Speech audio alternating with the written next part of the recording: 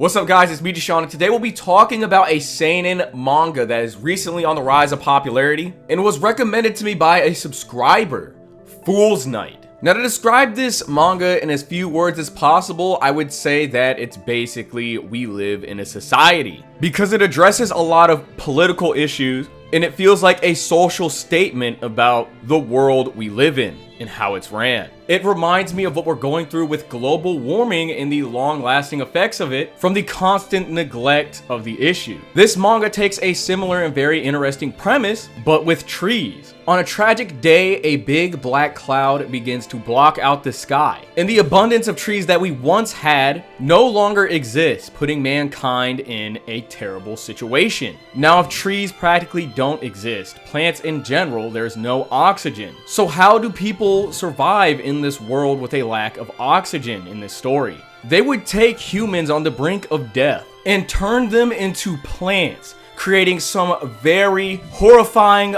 body horror. And this surgery would be called transfloration. After you are transflorated, you have 2 years left to live, and you're able to live your life to its very fullest with the 10 million yen compensation supplied by the government. And unfortunately, our main character would find himself in this position. He would be poor with nothing left to lose, and his mom, she would be so mentally ill she would try to kill her own son on a day-to-day basis. Despite the premise of this manga, many of its themes are real, mature, and even unsettling. From child labor to prostitution, even trafficking, this manga does it all. It's literally trying to open your eyes on what society is.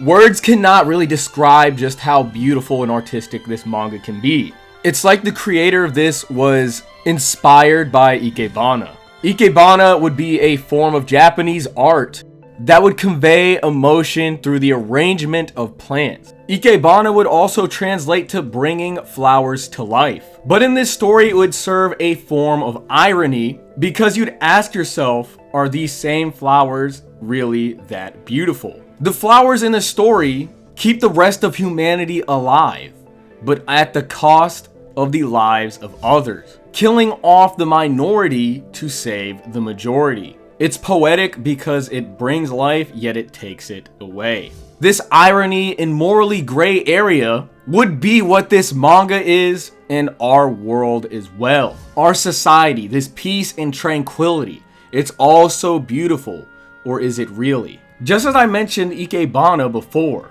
bringing flowers to life, once these people become transflorated, at first glance you'd think that they are dead.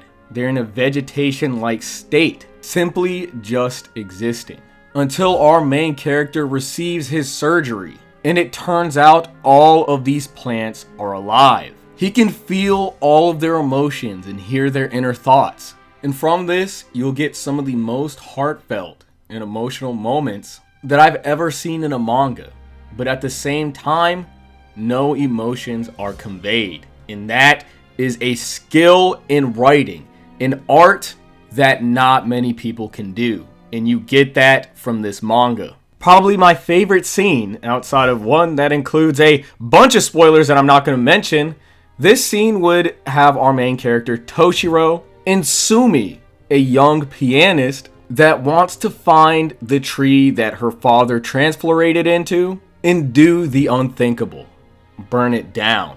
From the very moment they find his tree, they're searching for it because it's so hard to identify who he could be. How do you find someone that is a tree and make sure they are the right person? Her father was a pianist, an instructor, so he requests to be planted near his job, and they found his tree closest to where the students would practice their music. Gazing upon his tree, you could see that the branches are reaching out towards that building, towards the music that he cherished so much. So much emotion with the lack thereof. So many feelings from a simple tree. Life from a simple plant. That is Ikebana. Moments like these will create a memory in your head and reminds you just how amazing storytelling can be. As she's getting ready to burn down her father, she begins to cry and recollect all of the wonderful things he's done for her. Were you a good dad or a terrible one? Can't you just be one or the other? But I can never forgive you for physically abusing me. You were totally wrong to do that. Moments like these are the endless melancholy gray in Fool's Night. No one is wrong, but no one is right either. We are just a bunch of fools in this endless night. In this sunless world, no one gets to live a life of pleasure. No one gets to live the life they want. There's no oxygen. There's no money. Everyone lives their lives enduring unendurable things. Amidst all this darkness, it's natural to suffer. These would be the words her father would say to her. He never understood her suffering while he was alive. Only in death did he realize the pain he truly caused her. No one truly knows how valuable life really is. Would you give your life away for $10 million to protect the life of your child?